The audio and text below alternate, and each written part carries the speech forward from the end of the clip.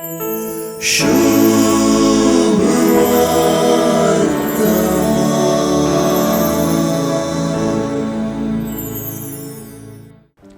सुवार्ता रीत ह्या फोंडा लागी दुतान सांगलेलें ऐकून त्यो स्त्रियो अर्धे बियान आनी अर्धे संतोषान म्हणले बरी समाधीतावन शिसांक खबर दिवंक धांवन धांवी गेल्यो म्हणून सुरू जाता.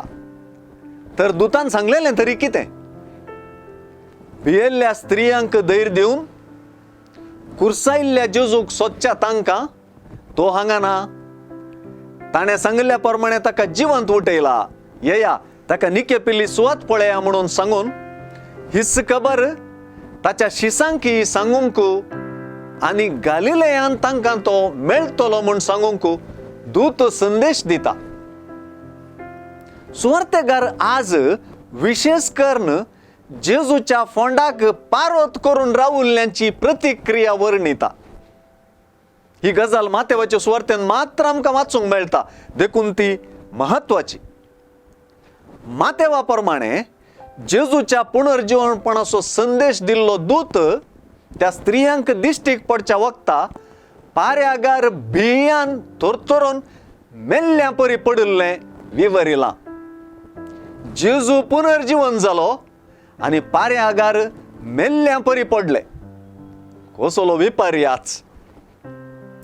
जेजू मोर्ना न्हिदेंतलो उठलो आनी आयचे सुवार्थेन पाऱ्यागारस सांगतात तशें पाऱ्यागार न्हिदोन पडले.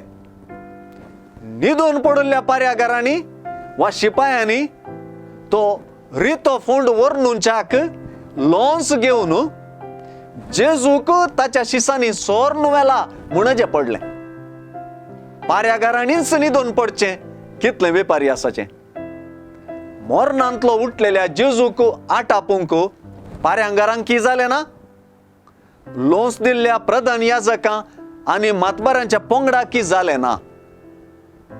तो हांगा ना म्हणली खबर तांकां आकांताची जाली तर तीच खबर दुतान स्त्रियांचें बें पयस करून धैर्यान भरची, जेजूच्या पुनर्जीवनपणाच्या संतोषाची, जेजूक भेटच्या भरवशाची आनी जेजूचिंत्र उतरां शेवटाक पावुल्ल्याची जावंक पावली.